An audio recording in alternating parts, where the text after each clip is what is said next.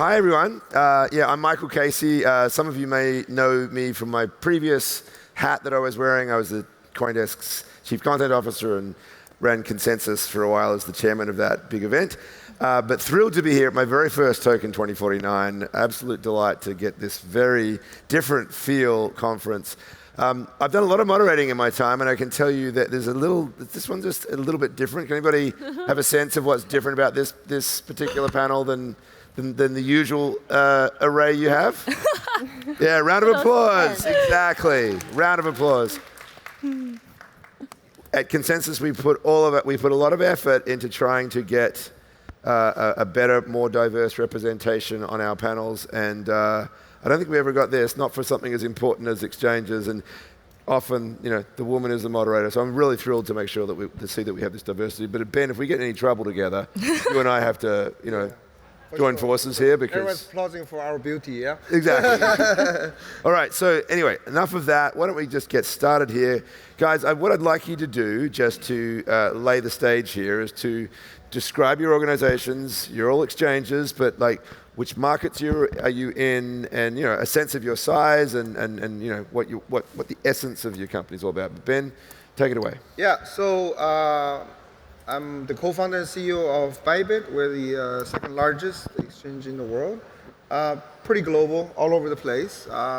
Also, we are licensed in multiple jurisdictions. Yesterday I was here with the Red Bull Racing drivers, so we're also the proud sponsor of Red Bull Racing. Hopefully to see them perform this weekend. Yeah, Vivien. Okay, my name is Vivien Lin. I'm the CPO at BingX. BingX is a crypto exchange that will provide services to over 10 million users worldwide. And this year, we have the partnership with Chelsea Football Club and Netflix and a dolphin and whale conservation to support marine life. And we also sponsor several sports activities and UFC fighters. Earlier this August, we set up a new department called BingX Lab, which will set up for supporting the development of Web3 project. I'm really looking forward to this very insightful discussion with all the female leaders and leaders in our industry. Great. Alicia. Gracy. Hi, I'm Gracy Chen. CEO of Bitget, because when I was on Token2049 last year and the year before, managing director. So May this year, I became the CEO of Bitget. I was told I was the only female CEO among top 10 exchanges. So hopefully there are more female leaders like what we see here on this stage in the future, in the upcoming few years. So Bitget just celebrated our 6-year anniversary a few days ago, and we obviously started our journey 6 years ago. The day before yesterday, we also did a new announcement, which is we have surpassed 45 million users globally, trading volume top 4 exchange around the world. Great. Sonia. Hi, my name is Sonia Zhou. I'm from CoinW Global. Yeah, so CoinW, we actually have been around for the last 7 years. In certain markets, we probably haven't really gained that much reputation. We've only started our global expansion from 2021, but the exchange itself from the Asia-Pacific region since 2017. In terms of users, globally, we have more than 50 million users. Humbly, we're probably top 20 globally and aiming for the top 10, learning from all the industry leaders here. And the goal is to onboard new users to the industry. Just like everyone in this industry, we need to grow the industry together, right? So that's CoinW. Thank you. Good stuff. All right, and last but not least, Alicia. Hi, everyone. I'm Alicia. I'm Managing Director, not yet CEO, at KuCoin. So it's my 5th token for Token2049, and we just hosted our 7-year anniversary party in Singapore as well.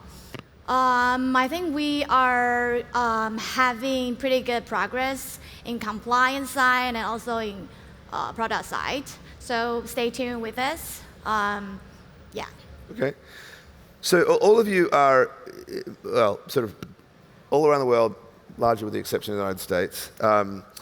And I think maybe we could start this off. I want to get a bit of a picture of where you see the growth I think it's always interesting for me. I spent most of my time in the United States, coming and seeing where you are. There are developing countries that have certain trajectories and developed countries that have it, and there are different markets and different players. So it's like maybe, I don't know, we'll just throw this out. Like where do you see the growth coming from? I mean, is it going to be the smaller developing countries who are using this, Ben, or is it going to be your regular kind of, developed high net worth investor types?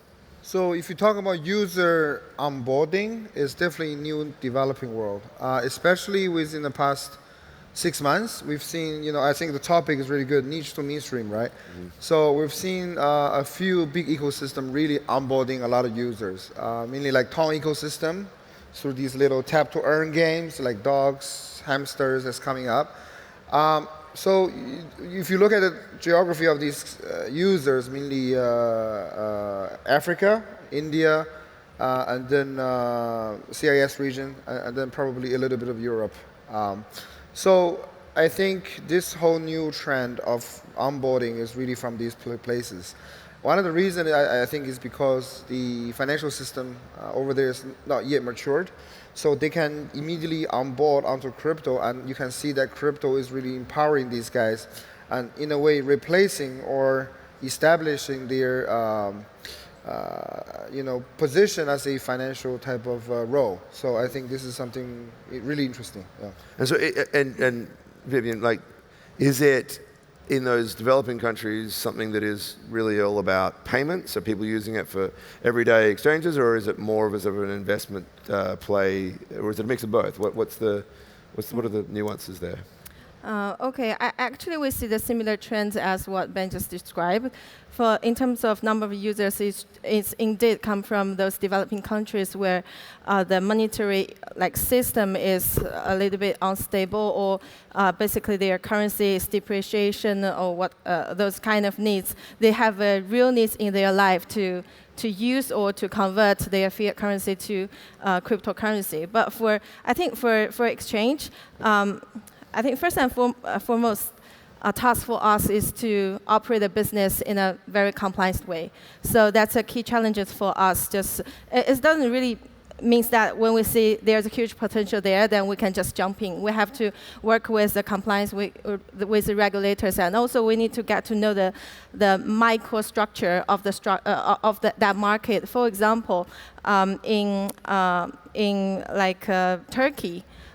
In Turkey, when you handle the fiat to cryptocurrency, actually they have their own dynamics, very different from what happened in Korea or in Singapore, right? So we have to deal with the subtle difference, the dynamics and the local rules of the market and of the regulator. That's a key challenges. And apart from the geographic difference, we also see there's a lot of increase coming from the institutional side, at least for BingX, because after the approval of ETF early this year, actually we see a massive inflow or massive interest inflow from the TradeFi side. Many institutional clients, either those asset allocators from all around the globe, they start to think about whether maybe they should allocate some money to cryptocurrency, specifically to Bitcoin and Ethereum. We see all those fund inflows as a potential for the user base, not only from the institution side, but also when more and more institutions come into this area, they will automatically give more confidence to the retail side. And the retail is more, have more interest or have more confidence in investing in something maybe they do not really understand in the past. They start to learn. Yeah, I'm going to pick up on that institutional stuff in a little bit, but let's just to run with the sort of retail play, but also this regional thing. Gracy, picking up on what Vivien was saying, there is something about going after these smaller markets that requires this nimble, variety of approaches and a very, as you were saying, Vivien, a customized almost per region approach to the marketplace. What does it look like in terms of your organizational strategy here? I mean, is it affecting your hiring? It seems to me as if there could potentially be inefficiencies in terms of the way that works. Yeah, so Product localization, that's one thing. Of course, when you are serving global customers like what we do, 45 million users coming from more than 100 countries, we do have local teams who are doing translation. They know the local culture, know the local customers, local influencers much better. But I think other than just language or culture difference, which is quite obvious, a lot more will be on some nuance around the product localization, the OTC market, what are the tokens that they like to trade in terms of listing. For example, if we compare Europe customers versus Asia customers, we realize lots of Asians like meme coins, like SocialFi, GameFi. Well, it seems that European customers like more dipping projects. So we do lots of customization and localization on listing, on product, on language and culture. So that's actually one of the things that I keep on learning since I joined the firm 2.5 years ago, because at that time we were just a smaller exchange starting from East Asia. But through this globalization journey that we've been through for the past 2 years, I'm actually very proud that we had those numbers, but along the way we're also learning. Okay. So this institutions are coming kind of story, which clearly was a major factor in the ramping up of Bitcoin's price to all-time highs earlier this year, the US ETFs being a major factor. Sonia, is there much institutional trade through CoinW, and what are you seeing in terms of trends? Actually, we're retail focused, not really institution. But in terms of institution, it's definitely, we can see as the industry grow and then the market cap growing bigger as well as the whole industry, and then that predominantly contributed especially this year, to the institutional inflows. And then we have seen in the last 8 months of this year, people saying it's a bull market. I would say the bull market probably starting from yesterday, which is the official rate cut starting. And then, so I wouldn't say the bull market is really here, and then the institutional players are here, but there are still a lot of institutional money still yet to be tapped into this industry.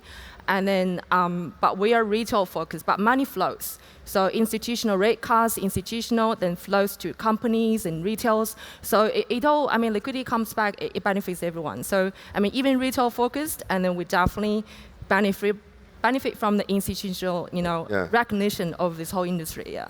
And obviously a key factor in this has also been the economic cycle. We did come out of a period macroeconomy definitely significant rate hikes in the United States and therefore around the world as well.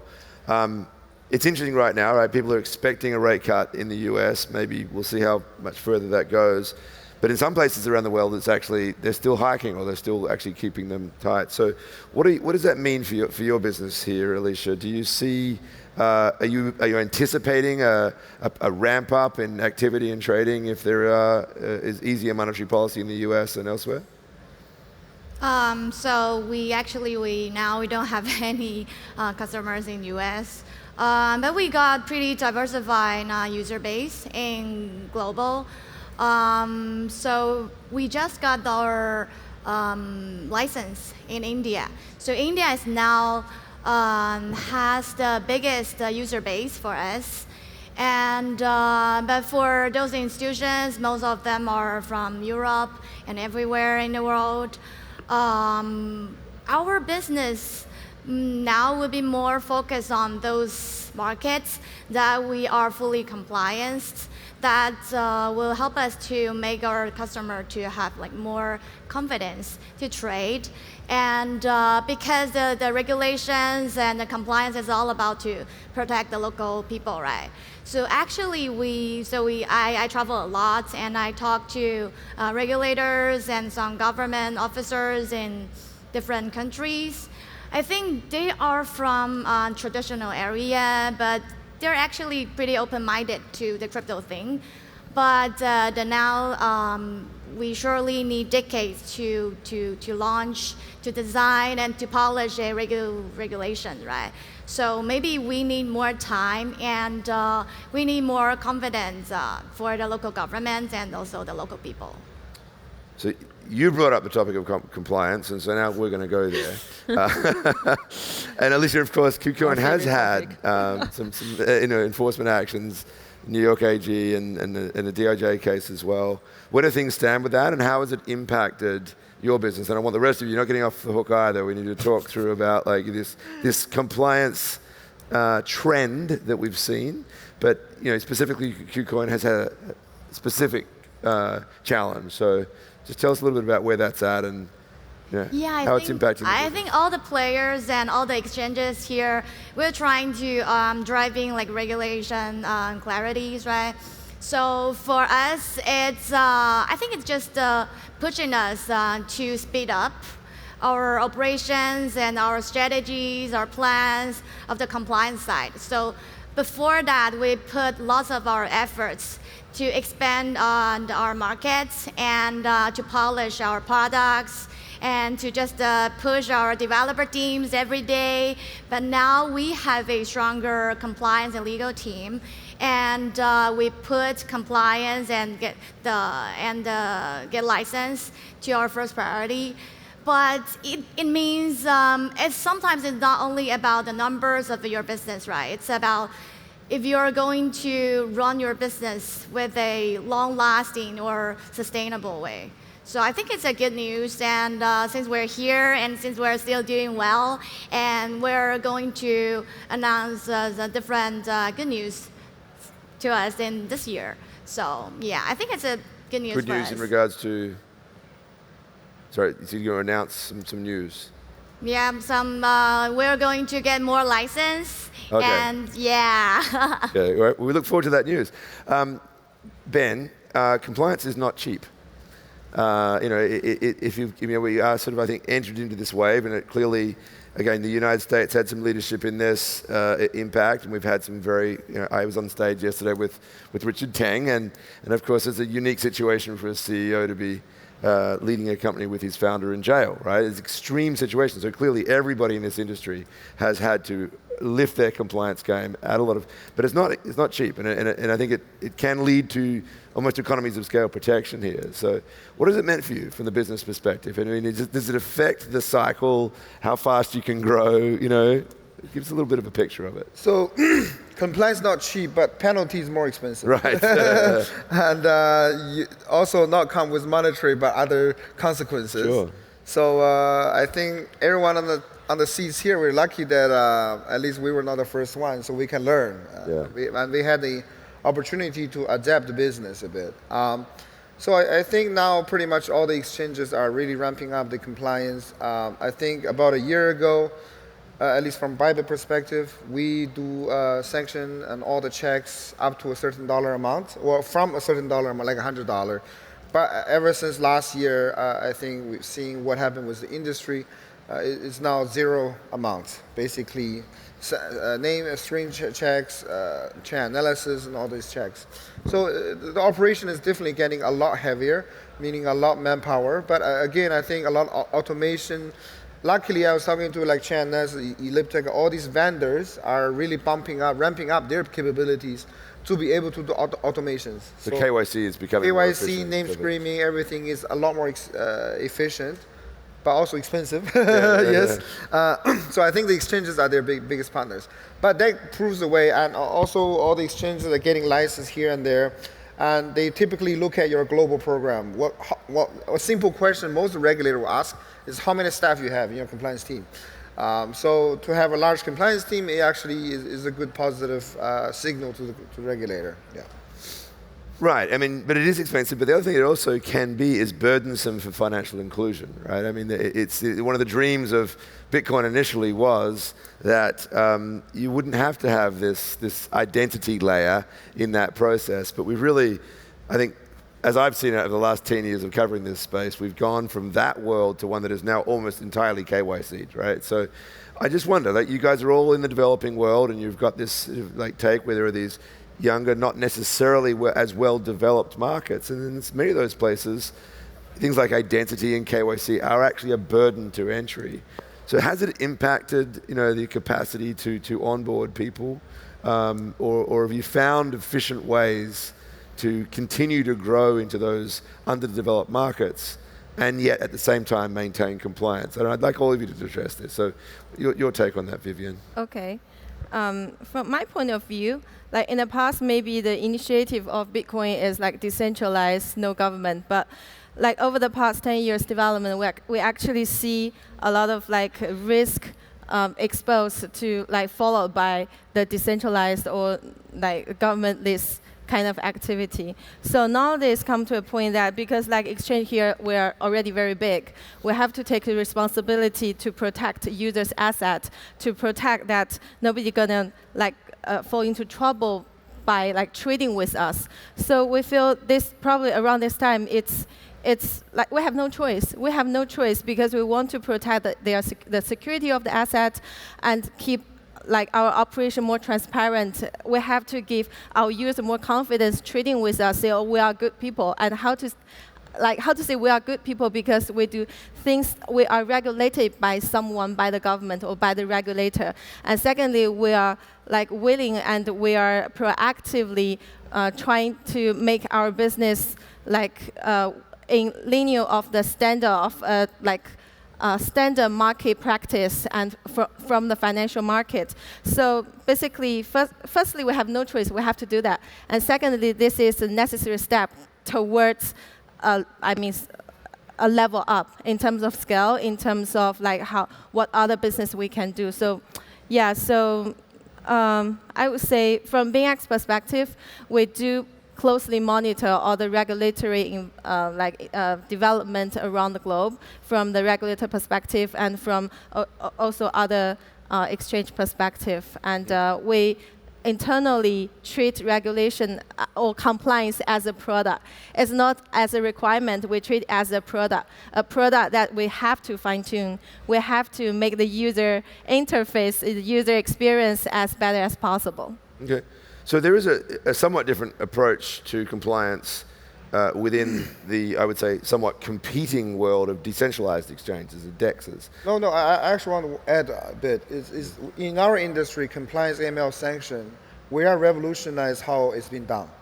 Imagine you open a bank, how long it will take you. And for us, the name screening and the sanction, the moment you open an account, the moment we can tag you, because blockchain, everything is transparent. Yeah. So the whole sanction ML is so much more efficient. And if you are coming from a sanctioned address or a child abuse, we can identify within a minute. And then that address is blocked, EDD is being, enhanced diligence being sent, STR is being filed. So this whole industry is also revolutionizing the whole compliance way of doing things. Yeah.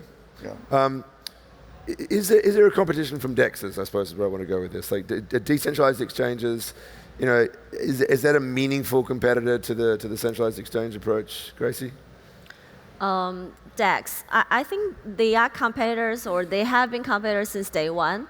But if you look at the trading volume, the user experience, everything, on-chain data, for example, is telling you that the DEX trading volume is probably only like 5% of comparing with SEX or the centralized exchanges part.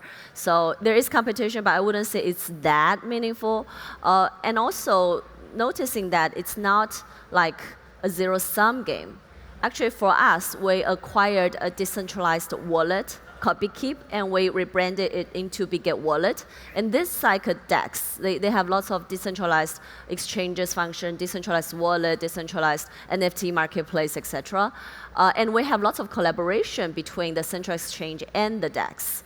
So there is competition, but there's more collaborations. So some example could be like for myself, I've been a user using centralized exchanges since many years ago. Not just Bitget, but many other exchanges, and some of our competitor exchanges have been using them all the time. About certain tokens that I want to buy or that I want to trade, they're not available on central exchanges. Right. So I have to go to DEX. So DEX is more like a graduate school. Mm-hmm. When you are graduating from your bachelor degree, you may want to try something more profound, something deeper, something more on-chain interaction. Right. So as a user grows, or basically from any user point of view, they can be both using centralized exchange and DEX. Yeah, and I think there are a lot of collaborations between the two. Yeah, I mean, and it's obviously things like DeFi. It's a place where people can really sort of get their teeth into that on that side of things. So we've got 10 minutes left here. Let's just sort of have a look at your crystal balls. Let's see where, because as exchanges with these, cross-sectional view almost of the different sectors and different listings that you have on your exchanges. Give us a picture of where you see things going. So Sonia, since you're next in line here, what do you see as the big trends? Which sectors? Which token to buy? Also, yes. Which narrative? Yeah, which narrative? There you go. It's always a sensitive topic. Yep. I mean, this year we definitely have seen, I think the most sexy topic this year is AI and blockchain. Yes, of course I'm going to say yes to that. Good stuff. So, and then because they both at still early stage of the whole technology, and then there's so much upside potential to go through, but also at the same time, these two industries having the similar problem, which is infrastructure-wise. It needs a lot of work done. So we were talking about this before the panel, I would really looking at infrastructure side, still like blockchain AI combined. Because I too believe one day we don't need to do anything ourselves. I don't need my PA anymore. I don't need my tax accountant anymore. I don't need my lawyer anymore.